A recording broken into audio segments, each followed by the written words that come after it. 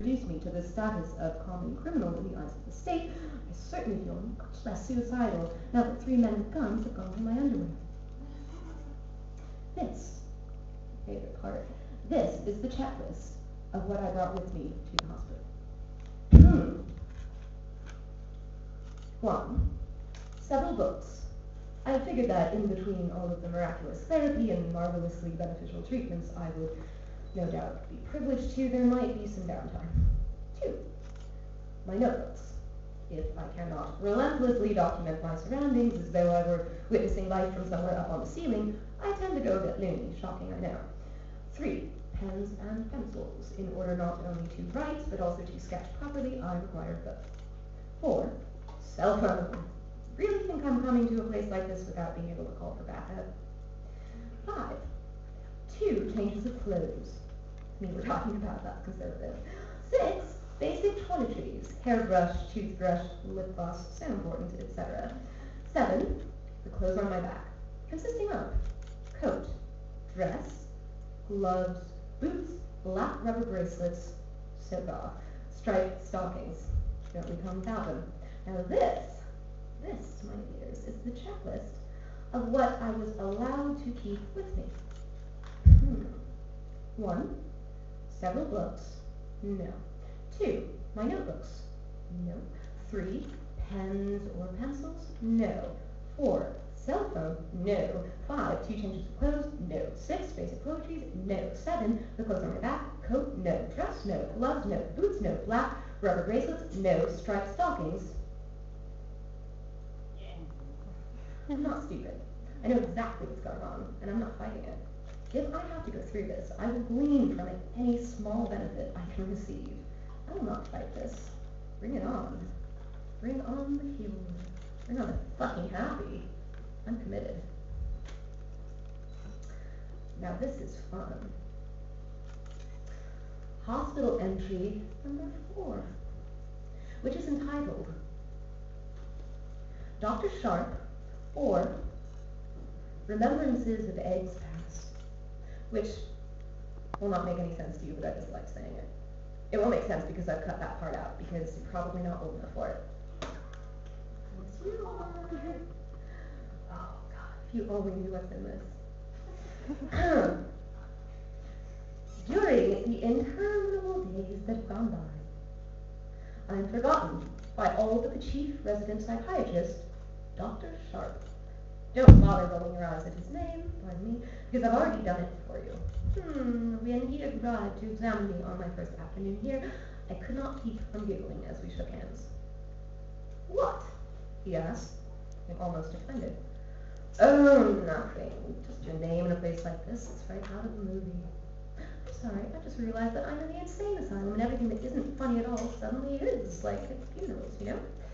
Dr. Sharp's forehead smoothed as he smiled knowingly, and leaning against the wall, slid down. I want to get this right because you really have to experience this. It's the best wall. Let's say wheelie here. All right. He slid down the wall. I don't think you're supposed to do this here, doctor. It's like a no wall touching policy. Slid down the wall, leaning to a crouching position in the studied posture of someone who wants to tell you, I'm not just your doctor, I'm also your friend. And I'm not just your friend, I'm your sexy doctor friend. Thing is, doctor, perhaps. Sexy, yeah. We do have standards.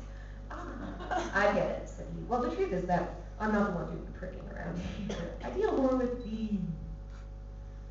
This, he tapped his fingertips to his head, twirling his forefinger in the international symbol for crazy, which I thought was overstepping the boundaries just a wee bit. But then, what are the boundaries in a place like this? I suppose that if there are any, they are made by the doctors and not the patients, so there. I wouldn't laugh anymore. So Dr. S. rose and took a step closer to my bed, talking intimately as though we were old friends and I wasn't crazy at all. Besides, he said, just between you and me, I never really got comfortable with the whole injection thing. Not really into blood. As he said this last, the doctor touched his hand to my arm, playfully pretending to give me a shot. Instinctively, I pulled my knees to my chest, not in modesty, but because if Dr. S were afraid of blood, then he surely would not wish to see the still scarlet lines covering my thighs. Remarkably, no one has even noticed the cuts yet. But then I still wear my striped stockings, and they are tall enough to hide most of my self-inflicted wounds. I've begun to feel somehow protected by my leg wear, as though it were some kind of armor. I'm reminded of a true accounting I had read not that long ago about a young girl in the 19th century who was the victim of a serial killer. The villain lured the girl up to the attic of her own house, where he murdered her, as serial killers tend to do, then set the house on fire in order to destroy the evidence. The strange bit was that the next day the house was burned to bits, as was the girl's body, with the exception of her legs, which remained completely unburnt beneath her striped stockings. No explanation could ever be found for this, but due to this physical evidence, the killer was caught and hanged. I would very much like to have those stockings. After Dr. Sharp left my room that first day, I remember thinking that, well, he was pleasant enough. He just didn't seem like a doctor, whatever that means. Special note on constant interruptions and their effect on my health. While maintaining his too easy manner, Dr. Sharp has begun to change my mind as to his likability. This is not due to any especially offensive act he has committed, but rather to a general strangeness of comportment that, while not necessarily inappropriate to all of the patients here, does not suit my present nervous condition in the least. For example, he has this eerie way of peering in suddenly, we have no doors, and shocking me out of whatever I'm doing. Whatever I'm doing by now consisting generally of going through page after page of my remaining books, writing in the margins, then writing over the pages themselves until the original text is no longer discernible. You missed the last chapter where I finally was able to bribe for a book, and after several attempts with several different nurses, finally got a red crayon. More on that later. P.S. This was all written in that red crayon. Yeah. Dr. Sharp's noiseless arrivals and prolonged visits are beginning to make me jumpy and anxious. I had become accustomed to having no privacy, but now I feel like I'm being snuck up on. My stomach is in knots.